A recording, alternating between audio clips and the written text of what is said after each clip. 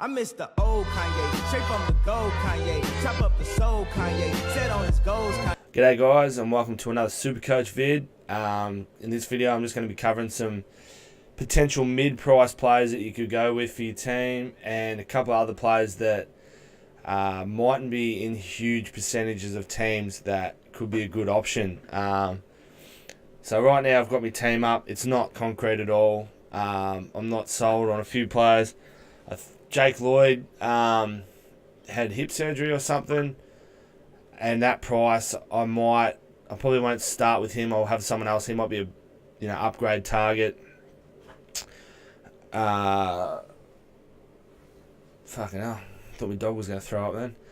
And yeah, just all these $600,000 players off the bat. I'm not sure whether to just go with either Cripps or McRae, just one of them, because I've got Danger, Grundy, McRae, Cripps, Lloyd, all 600,000 plus. It's pretty expensive. But anyway, all that aside, so the first player I'm going to look at is a mid-price defender.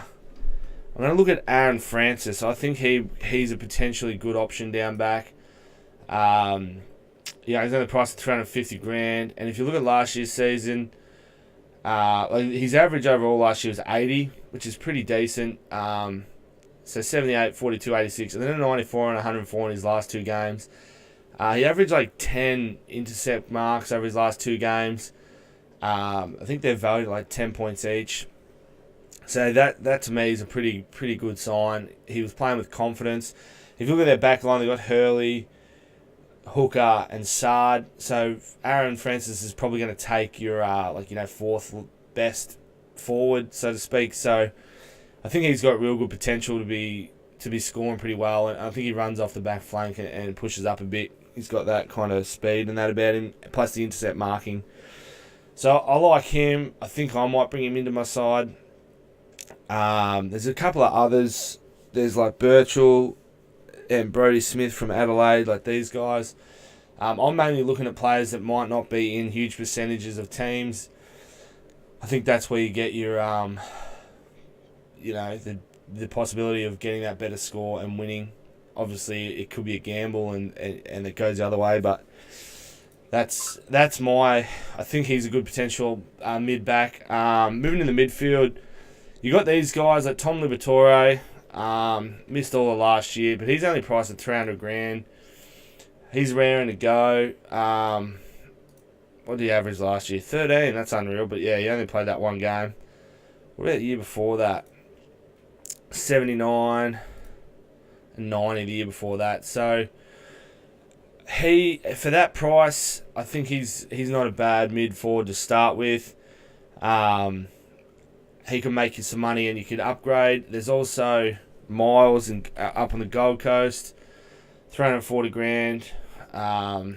Didn't get much of a run at Richmond, I don't think. What did he have? He had one game last year, and he got a 90. So I think he's got the potential to really have an effect. 70 the year before that, it was an average. 89 before that, 97. So he's got the potential to make good scores, but he can make you some money early on in the season.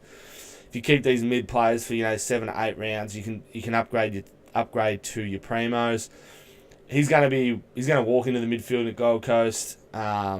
Same reason I've got George Hall and Smith in, because I think he's gonna do the same, and they've all got potential to make you some good money for the first few 7, 8, 9 rounds, and then you can upgrade them. Another one that's been talked about is Hanbury, $326,000. I know last year he had a shocker, average 60, but if you go back the year before that, 2007, 97, 2006, 113, 2015, 114, 2014, 101, 93. He had 82. What was his rookie year? 84. So that's pretty decent.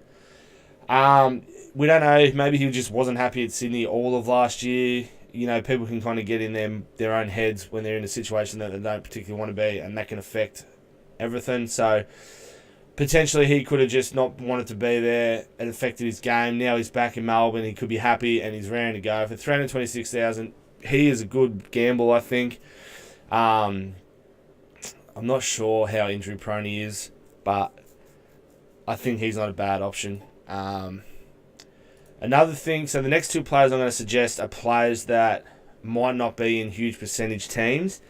So Gary Ablett came out saying that he spoke with Chris Scott over this off-season, and they've decided that his best role is in the forward line for Geelong, so he's not going to play in midfield time. So for me, that brings in a couple of players. If you look at Tim Kelly, I know it's only his second year, and he's $500,000, so it's pretty expensive, and he wants to go home. He wanted to go back to West Coast, so he could have a potentially shocking year. If we have a look at his average, 93, first two games, tons, 90, 89, 73, a couple more tons, 103, 155, 112. He's a genuine ball getter, plus he kicks goals. At $500,000, you could take someone out. Maybe if you didn't play Elliot Yeo, he's not really going to make your money. You're not going to make good money off him, but he could be someone that just, for that price, scores really well, and you can use the money elsewhere.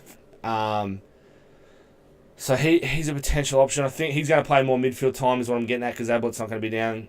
He's going to be in the forward line. Tim Kelly's young and a star, so he's going to play a lot of midfield time. So he has potential to score really well. And sticking with Geelong with that theory, Mitch Duncan, I don't think he gets much. I mean, he's $576,000. He's not going to make you money again, but if you go back to last season, he averaged 106, and if you look through the games, 94, missed the next two, 108, 80, 107, 134, 98, 101, 123, 136. Like, he scores big tons, 116, 125, 102, 112, 110, 109, 117. He scores big tons, and he scores them consistently. You'd only you get him in because he's not going to be in a huge percentage of teams, I wouldn't have thought. Therefore, that week, if he scores a 125, you have that advantage over someone who's got Dusty Martin in instead of someone else that's, not in a small percentage. I think those guys are not bad options. Again, I'm looking at people that aren't going to be in huge percentages of teams, hence why I'm thinking of Aaron Francis.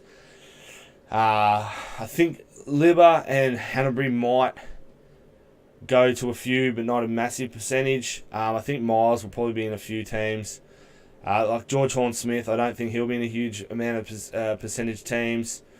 And I definitely don't think many people are going to roll the dice with Tim Kelly again. I could be wrong. And like I said, I like Mitch Duncan because he doesn't seem to get much of a look in.